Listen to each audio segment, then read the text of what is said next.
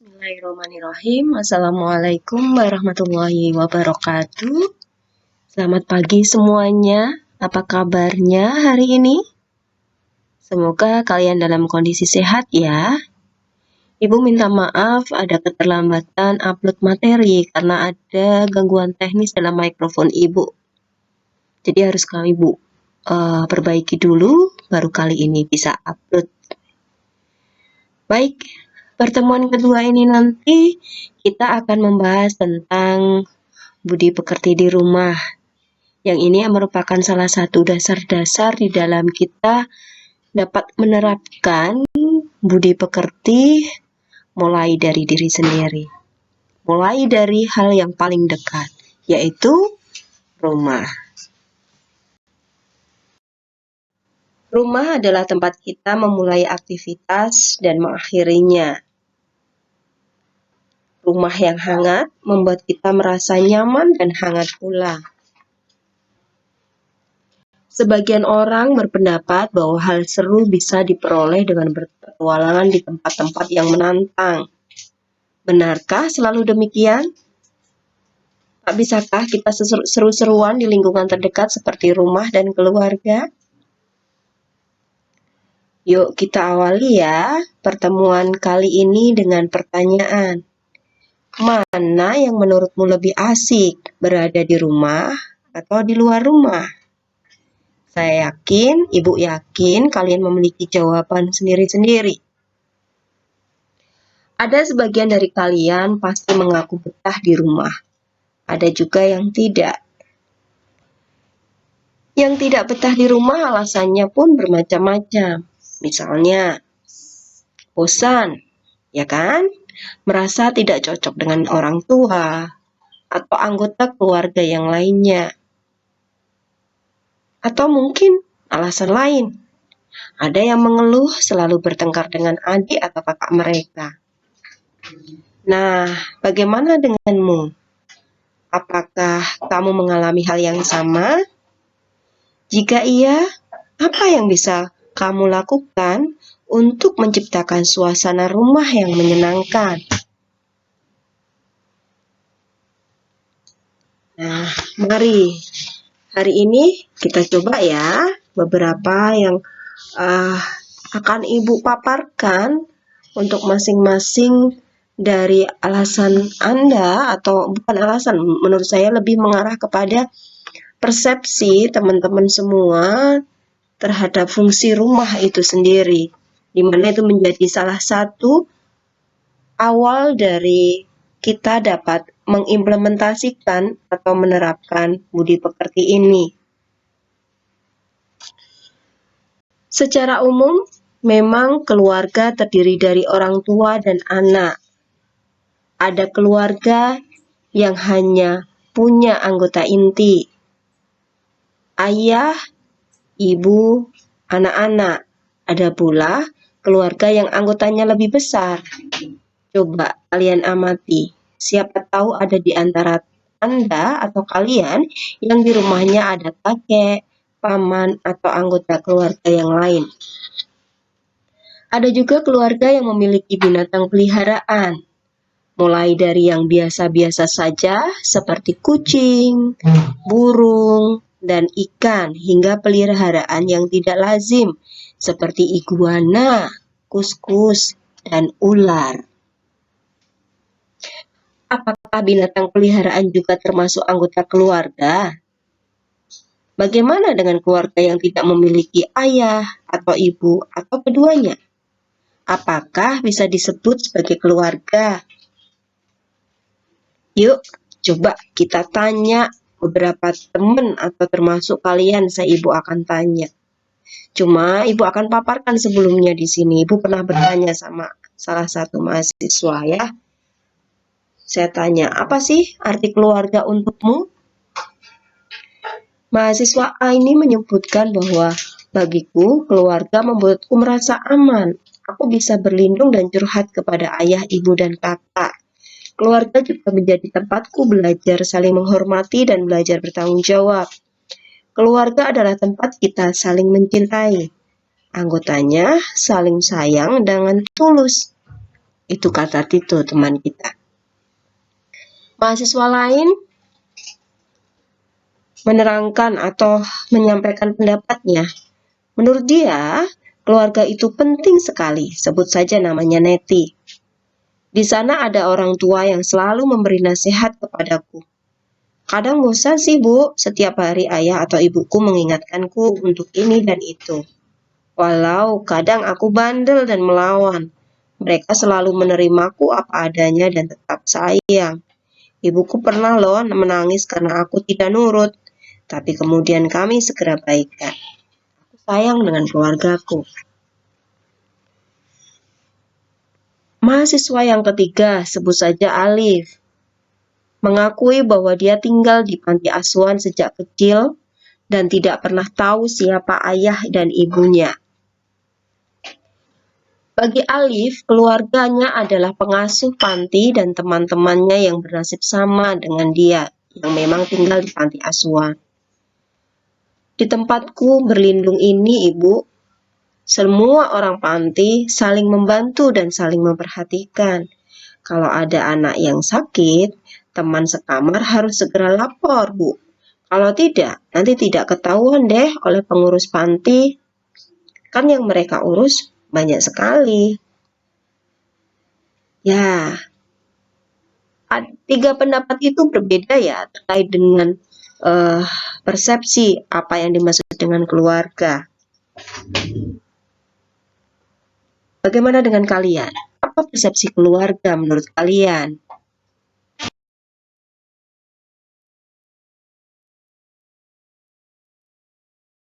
Jadi, siapa sih yang dimaksud dengan keluarga? Dari beberapa pendapat yang Ibu sampaikan di atas, semoga kalian bisa memahami bahwa keluarga adalah orang-orang terdekat yang selalu ada di sisimu. Mereka bisa orang-orang yang memiliki hubungan darah denganmu, bisa juga yang tidak.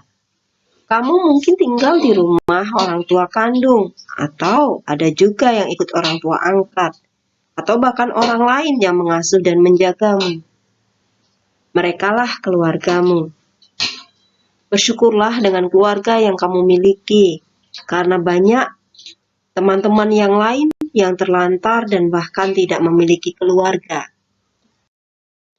Sebelum Ibu lanjutkan materi ini, sudahkah kalian menyiapkan alat tulis kalian? Supaya ketika Ibu menjelaskan, bila mana ada hal-hal penting yang perlu kalian catat, bisa segera kalian lakukan. Oke, kita mulai ya. Berapa kali dalam sehari kalian berkata, aku sayang ibu atau aku sayang ayah kepada ayah ibu kalian? Menurut kalian, apakah mengucapkan kata sayang itu perlu? Ayo, menurut kalian gimana? Sekali lagi Ibu tanya ya, apakah mengucapkan kata sayang itu perlu? Ada keluarga yang membiasakan diri saling mengungkapkan rasa sayang melalui ucapan. Ada pula yang berpendapat bahwa rasa sayang itu cukup diperlihatkan melalui sikap yang baik. Bagaimana kebiasaan dengan keluargamu? Ya, jika ternyata kata sayang masih jarang terdengar di rumahmu, coba kamu mulai dari kamu ya. Mungkin awalnya canggung, tapi lama-lama akan terbiasa dan jadi tradisi yang baik dalam keluarga.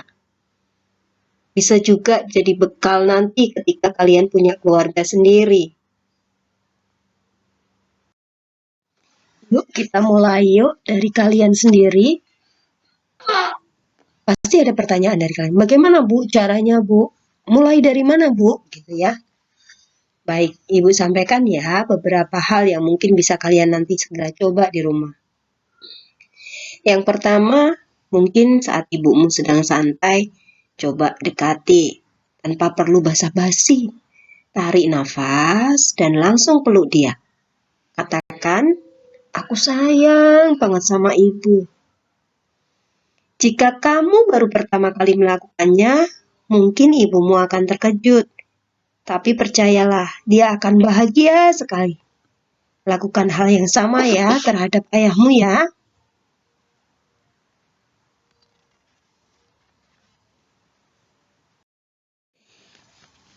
Jika Anda merasa masih malu, coba cara yang tidak langsung. Kalau kamu pintar menggambar, coba gambar wajah orang tuamu.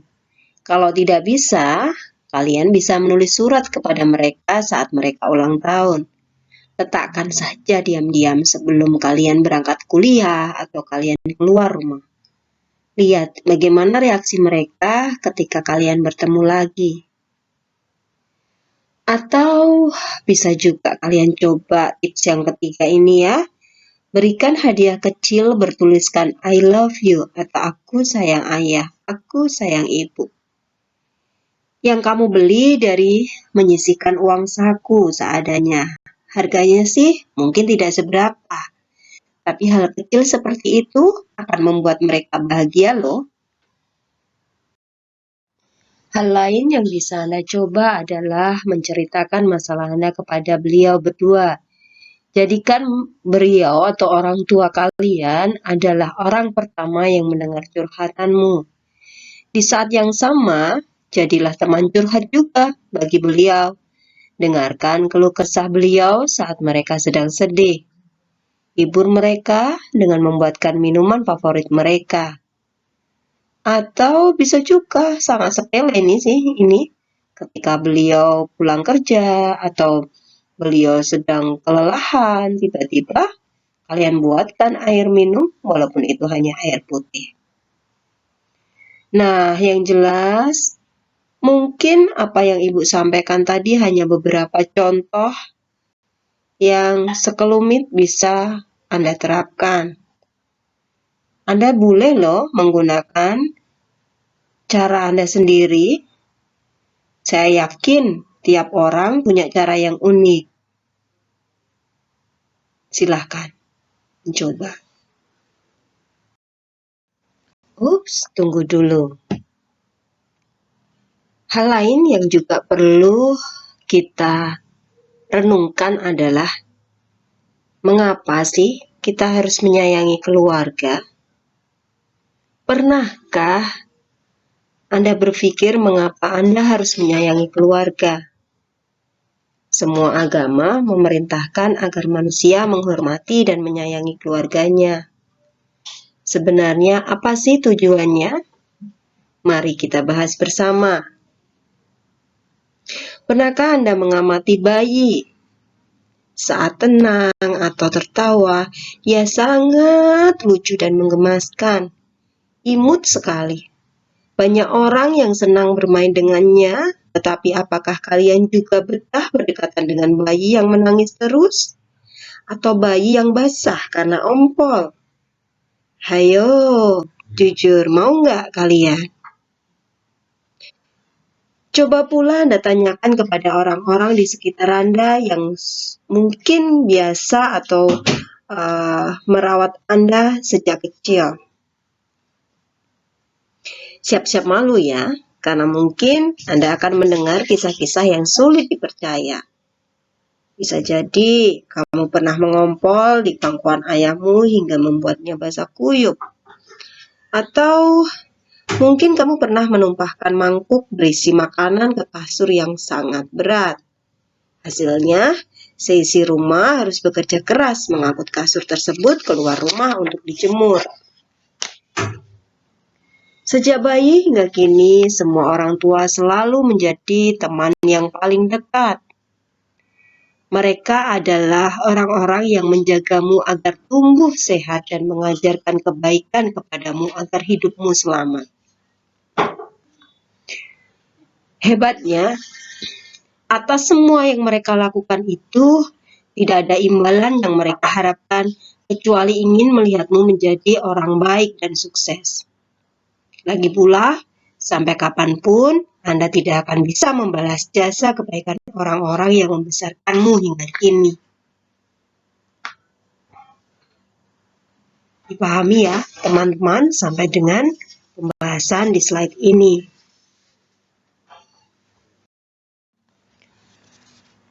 Selanjutnya, Berbuat baik kepada kedua orang tua adalah hal yang sangat dicintai oleh Tuhan, bahkan disandingkan dengan keimanan kita kepadanya, kepada Tuhan yang Maha Kuasa. Orang yang beriman dan mengamalkan ajaran agamanya dengan baik akan mencintai keluarganya. Selain itu, rasa sayang kepada keluarga adalah tanda terima kasih Anda kepada mereka. Bagaimanapun juga, punya keluarga itu lebih mendatangkan bahagia. Jadi, sudah semestinya kalau Anda berbuat baik kepada mereka dan menjadikan kehadiran Anda di rumah sebagai karunia. Bersikap baik dan santun di rumah akan membuat hatimu lapang. Silahkan Anda buktikan.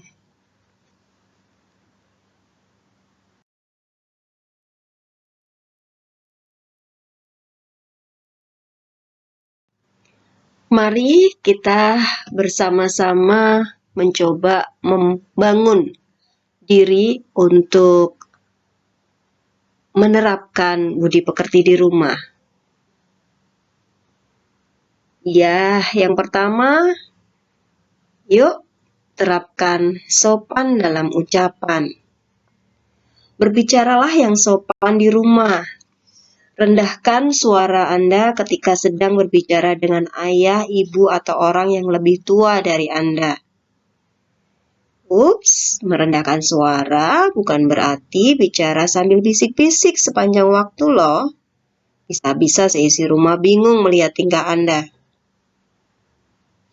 Yang dimaksud merendahkan suara adalah menghindari berteriak. Lagian, buat apa sih teriak-teriak di dalam rumah? Berbicaralah dengan nada yang wajar, yang penting terdengar jelas. Ketika kamu ingin menyampaikan sesuatu kepada salah satu anggota keluargamu, sebaiknya mendekatlah dulu. Jadi, kamu tak perlu berbalas teriakan. Jika dalam kondisi tertentu Anda ingin minta bantuan dan terpaksa harus berteriak, lakukanlah dengan baik-baik. Misalnya Anda sedang terlanjur mandi, tapi ternyata lupa membawa handuk. Anda boleh memanggil ibu dan ayah sambil mengucapkan begini, "Ibu, maaf Bu, aku lupa bawa handuk. Boleh minta tolong diambilkan?" Awali dengan kata maaf. Ingat, ucapkan terima kasih setelah Anda dibantu. Hal-hal kecil seperti mengucapkan kata tolong, terima kasih, dan maaf bisa membuatmu terbiasa berkata sopan. Ingat ya, 4 kata mutiara yang Ibu sampaikan dalam pertemuan pertama kemarin? Ya, sudah? Sudah ingat ya? Sudah diterapkan kan? Ya, alhamdulillah kalau sudah kalian terapkan. Coba ingat-ingat, mungkin kalian kenal atau Anda kenal dengan orang yang hobi berbicara kasar. Perhatikan berapa kali dia mengucapkan 3 kata itu dalam sehari. Ibu yakin pasti sangat jarang. 3 kata atau 4 kata yang kita sebutkan dalam pertemuan sebelumnya tidak bisa disatukan dengan ucapan kasar. Bagikan minyak dengan air. Sampai di sini difahami ya, teman-teman. Kita lanjutkan. Selain itu, intonasi suara yang rendah dan tempo yang tidak tergesa-gesa akan membuatmu memakai pilihan kata yang lebih sopan. Perhatikan juga, apakah orang yang senang berkata kasar itu cenderung bersuara keras atau rendah. Biasanya, orang yang pilihan katanya kasar, suaranya juga keras. Walau ada juga sih orang yang bicaranya perlahan tapi juga kasar.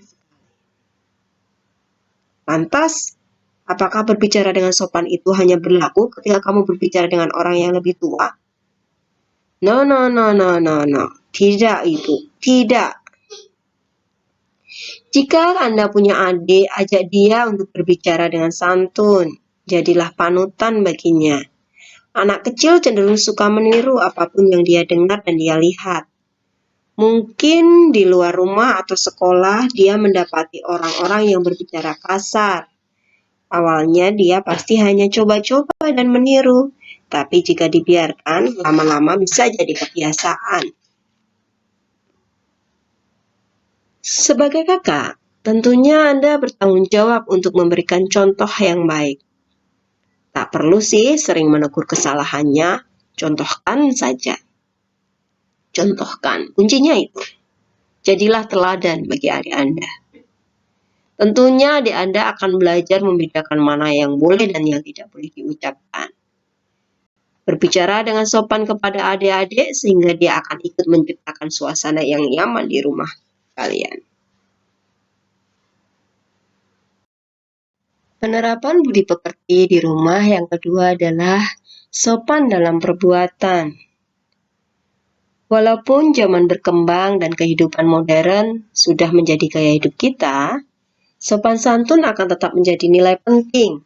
Sikap ini tidak akan pernah menjadi kuno karena setiap manusia yang baik selalu menginginkannya. Ketika orang tua atau gurumu mengajarkan pentingnya sopan santun, tujuan mereka bukan melulu ingin dihormati. Tujuan yang paling penting dari bersikap sopan adalah menempatkan manusia pada tempatnya yang mulia. Bagi remaja atau bagi orang dewasa, sopan santun membantu kita menemukan jati diri yang positif ketika kita sedang sendirian maupun ketika sedang berada di tengah masyarakat. Sopan santun bisa menjadi identitasmu untuk selalu menjadi individu yang baik.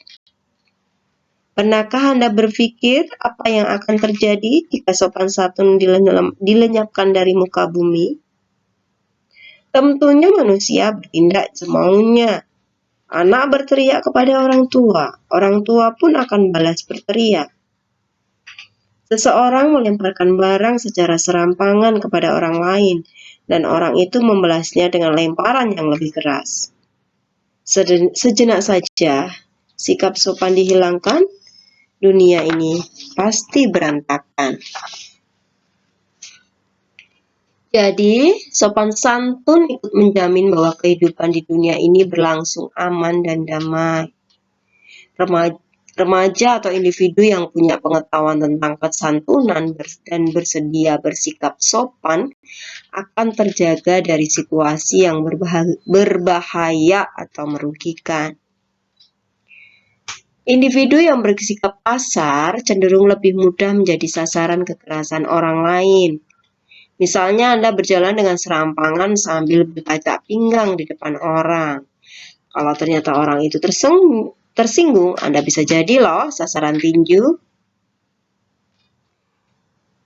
Jika Anda senang berbicara dengan nada yang keras dan kasar kepada orang tua, Anda pun akan mengalami hal yang tidak menyenangkan. Gara-gara bersikap tidak sopan kepada teman, Anda pun bisa dijauhi. Pendek cerita, bersikap kasar membuat hidupmu tidak tenang dan sopan santun akan menjauhkanmu dari masalah.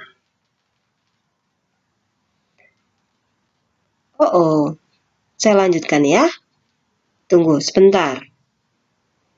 Cuma harus kita garis bawahi di sini. Jangan sampai Anda berpikir bahwa sikap sopan sama dengan pengecut. Sopan santun adalah pilihan manusia yang mulia, merupakan salah satu bentuk pekerti pada manusia, dan menjadi salah satu ciri manusia yang benar.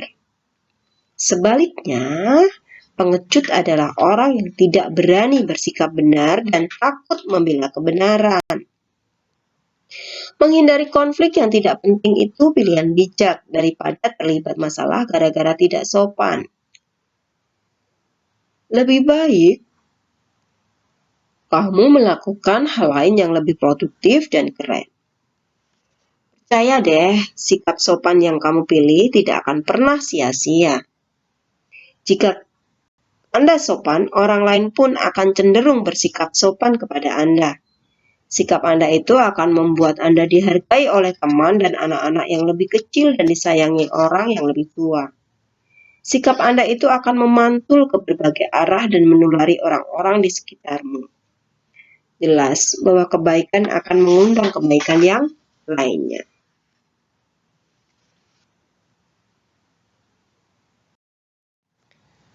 Sekarang saatnya praktik ya. Apa saja yang bisa Anda lakukan untuk menjaga sopan santun di rumah? Kita mulai ya dengan hal-hal yang sangat sederhana. Perbuatan-perbuatan ini kalau dilakukan secara konsisten akan membuat Anda menjadi pribadi yang santun. Yang pertama adalah ucapkan maaf, terima kasih, tolong, permisi dengan cara yang benar. Lakukan sambil tersenyum dengan bahasa tubuh yang baik. Anda boleh loh sedikit membungkukkan badan atau menganggukkan kepala sebagai tanda hormat. Tentunya sesuaikan dengan tradisi yang berlaku di keluarga Anda.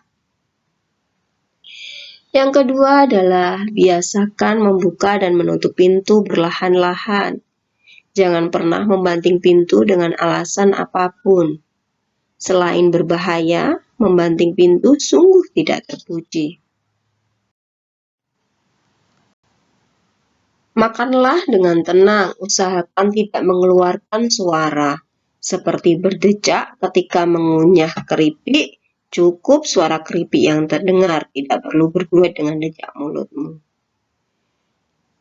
Coba juga awali dan akhiri percakapan dengan baik. Ketika ibu atau ayah sedang bersemangat bercerita, kamu bisa berkata dengan terus terang, Ibu maaf, 5 menit lagi aku harus berangkat. Sudah janji sama Rio. Nanti malam aku tanya-tanya lagi, boleh ya Bu ya? Kita ngobrol lagi ya Bu ya? Gitu ya.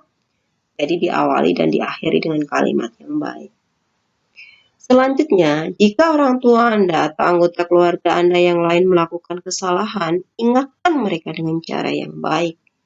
Anda tidak perlu mencibir, menertawakan, atau terus-menerus mengingatkan kesalahan itu. Selain itu, belajarlah berhenti bercanda ketika ada anggota keluarga yang mulai tidak suka. Hargailah perasaan mereka. Dan tentunya, teruslah bersikap rendah hati, jangan sok tahu. Orang yang banyak tahu itu merasa sedikit tahu. Sebaliknya, orang yang sedikit tahu akan merasa banyak tahu. Jadi, ketika nanti Anda dinasihati oleh anggota keluarga lain, termasuk oleh adikmu, responlah dengan baik.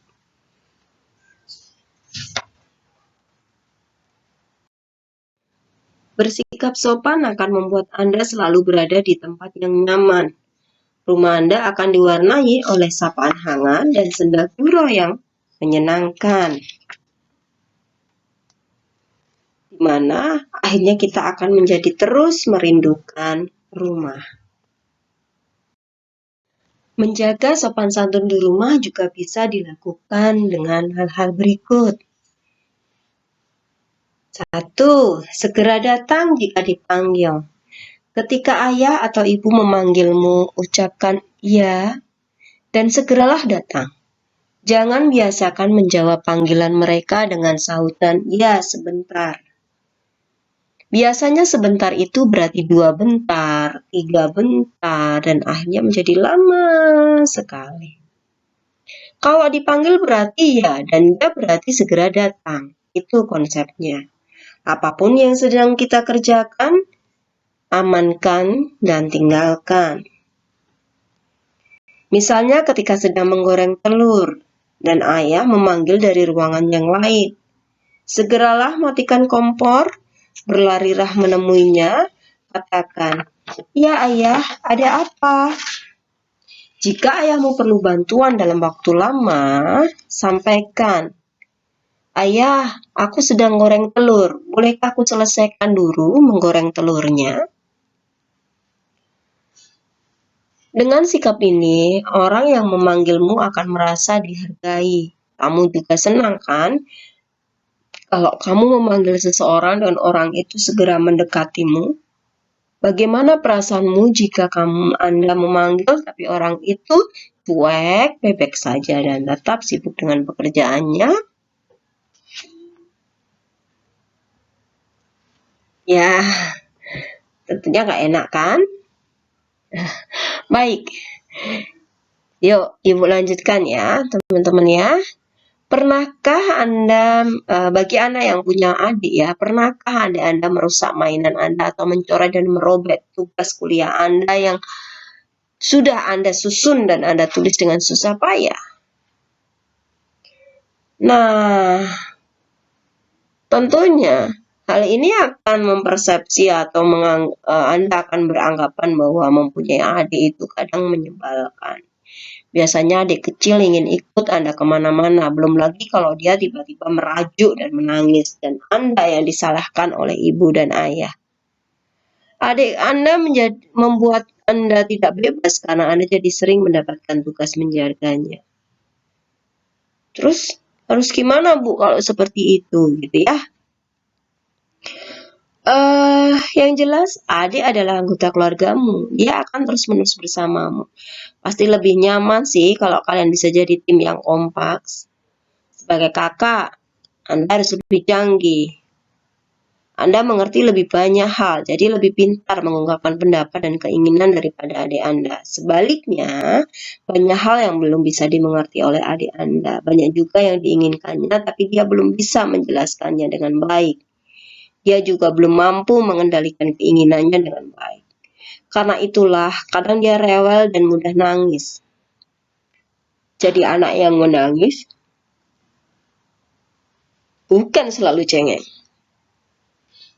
Ketika menginginkan sesuatu, adikmu belum mengerti harus berkata apa. Dia mencoret dan merobek buku atau merusak barang juga, bukan karena sengaja. Dia juga belum paham bahwa buku adalah sesuatu yang penting dan harus dijaga. Tangannya yang kecil masih belum kuat menggenggam dengan benar, sehingga dia sering menjatuhkan barang. Adik Anda sering mengikuti Anda karena baginya Anda begitu hebat dan dia ingin seperti Anda. Jadi, adikmu perlu dibimbing agar nanti pintar juga seperti Anda. Sikap hidup yang mulia adalah hormat kepada orang yang lebih tua dan sayang kepada yang lebih muda.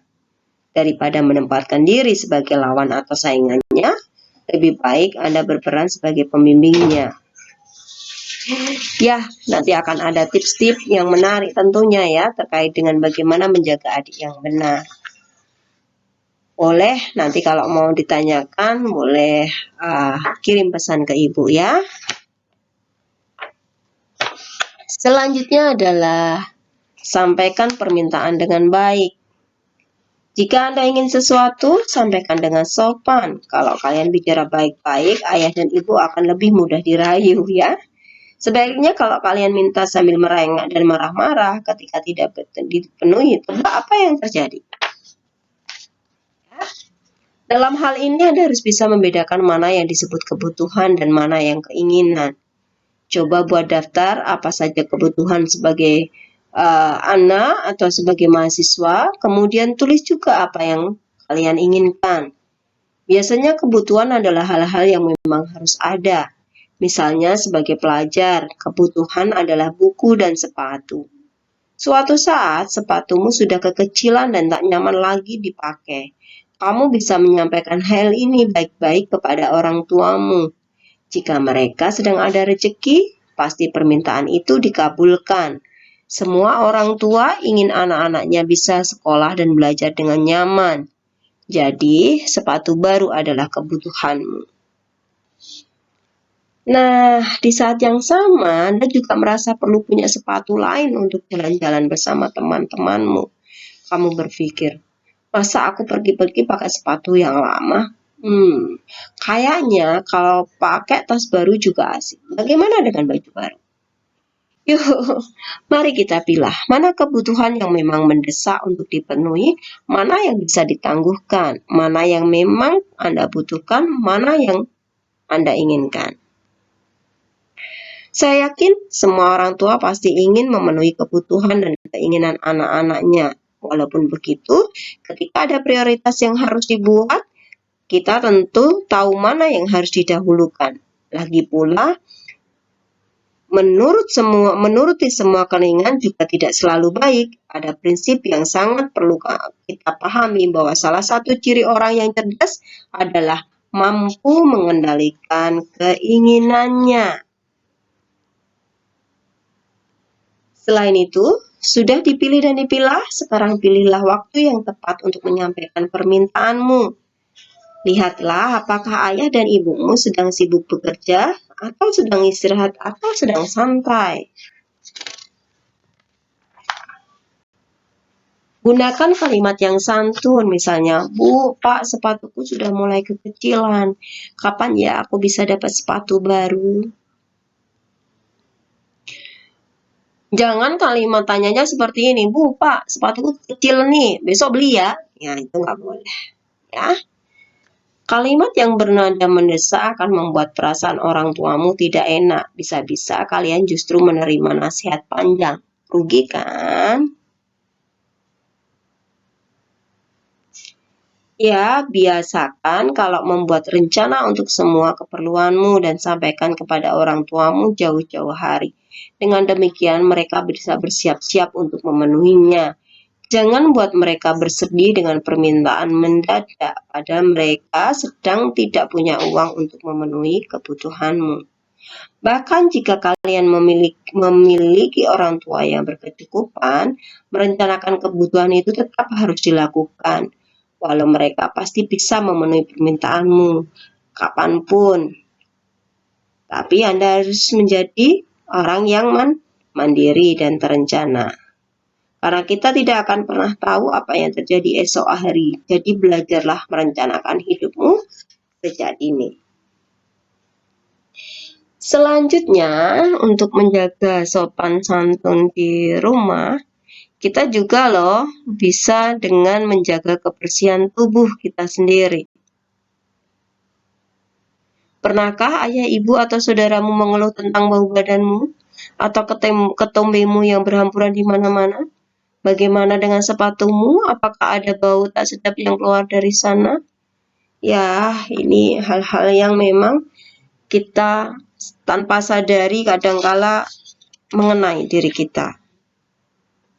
Sebenarnya secara umum kebersihan memiliki dua fungsi. Yang pertama adalah kebersihan penting untuk hidup bersama manusia lain, dalam hal ini keluarga dan teman-temanmu. Umumnya manusia senang jika berurusan dengan manusia lain yang bersih. Kamu kan hidup bersama orang lain, jadi kamu perlu menghargai perasaan mereka. Lain halnya jika kamu tinggal sendiri di sebuah pulau, mungkin tidak mandi berminggu-minggu juga tak masalah. Paling semua tanaman yang ada di pulau itu perlahan-lahan mati karena tak tahan mencium aroma tubuhmu. Ya, seperti itu ya teman-teman ya. Nah, selanjutnya bisa juga kita berupaya untuk selalu merapikan kamar. Libatkan diri dalam pekerjaan rumah, membantu ibu menyapu, membantu ibu memasak, atau membantu ayah mencuci mobil dan sebagainya. Jadi libatkan diri Anda dalam setiap aktivitas dari rumah. Selanjutnya kita juga harus wajib dan santun kepada tamu. Dan yang terakhir, jangan lupa Anda punya hak untuk melakukan pause atau jeda. Mungkin bahasa kerennya adalah istilahnya adalah me time gitu ya. Itu juga penting untuk kita menjaga sopan santun di rumah. Tadi sudah saya singgung sedikit tentang menjaga kebersihan ya. Kebersihan diri maksud saya di sini ya. Caranya gimana Bu? Jurusnya bagaimana Bu? Gitu ya. Yang pertama adalah mandi dan keramas dengan teratur. Pakailah sabun dan sampo yang cocok untukmu. Kedua, gosok gigi 2 kali sehari. Ingat, mulutmu harimaumu, mulutmu nagamu. Semoga yang keluar dari mulutmu adalah perkataan yang baik dan aroma yang harum, bukan semburan naga. Dengan mulut dan gigi bersih, kamu akan percaya diri saat berbicara dengan orang lain. 3. Potong kuku seminggu sekali. Kuku yang rapi membuatmu terjaga dari penyakit. 4. Potong rambut. Jaga agar selalu rapi. Remaja putri yang belum telaten mengurus rambut panjang sebaiknya tidak memaksakan diri. Jika Anda berjilbab, rambut yang tidak terlalu panjang akan lebih mudah ditata dan dipelihara. Kunjungi dokter gigi setahun 2 kali. Kadang ada karang gigi yang terselip di antara gigi dan gusi atau lubang yang menyebabkan mulutmu tidak bau. Mulutmu menjadi tidak sehat dan bau.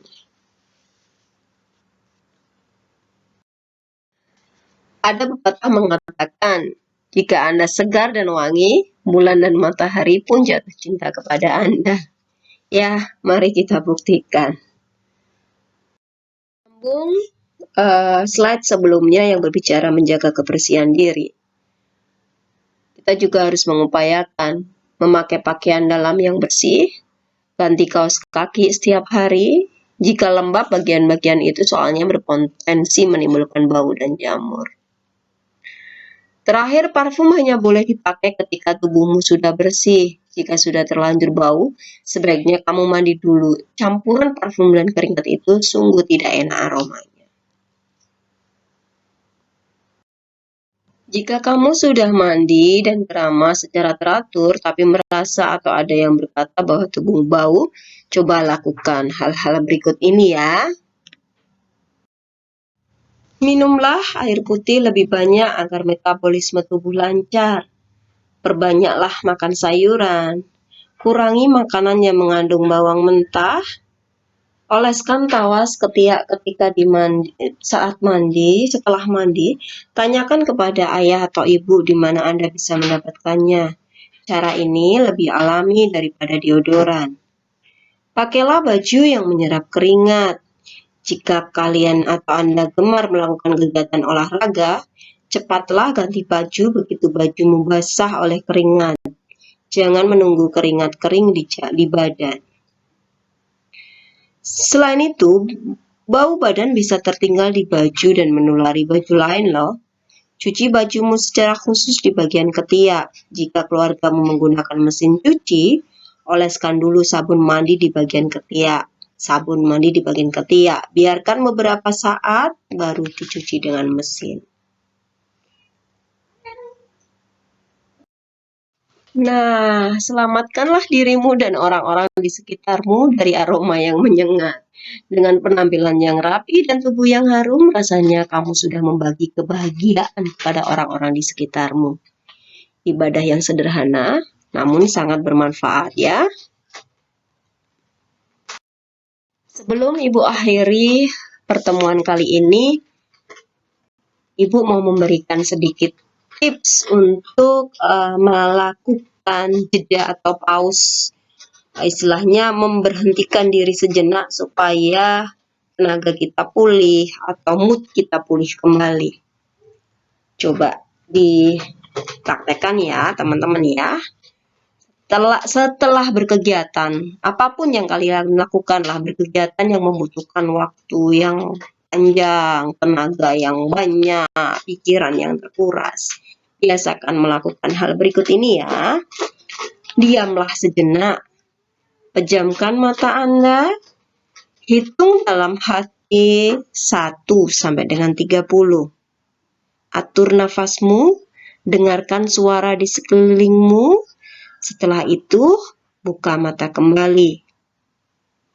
Jeda tadi akan membuat lebih segar dan siap dengan kegiatan baru. Selamat mencoba ya, teman-teman. Baik. Kali ini Ibu terakhir untuk mengingatkan ya. Sebenarnya orang yang berbudi pekerti itu yang seperti apa? Mengapa harus dimulai dari rumah? Ya. Oke, Ibu sampaikan dalam sebuah puisi atau pantun ya, pantun lah. Ya. Orang berbudi selalu berbagi, namun tak pernah rugi. Cekatan mengurus keluarga dan diri sendiri. Sikap membantu sepenuh hati. Ucapannya pun sejuk sekali. Orang berbudi banyak berbuat dan selalu kuat. Tubuh dan jiwanya pun senantiasa sehat. Sedih menjauh, penyakit pun lewat. Dia tangguh dan hebat. Orang berbudi menghargai sesama. Maaf, tolong, terima kasih, tidak pernah lupa. Siapapun senang berada di dekatnya. Karena tekun beribadah, mulia budi pekertinya. Siapakah dia itu? Tentu dirimu. Oke, teman-teman, saya rasa cukup pertemuan kita kali ini. Jangan lupa kalian praktekkan di rumah dan jangan lupa selalu patuhi protokol kesehatan pencegahan penyebaran COVID-19. Terima kasih, mohon maaf bila ada yang kurang berkenan. Mari membentuk diri untuk lebih baik. Selamat pagi. Wassalamualaikum warahmatullahi wabarakatuh. Bye-bye.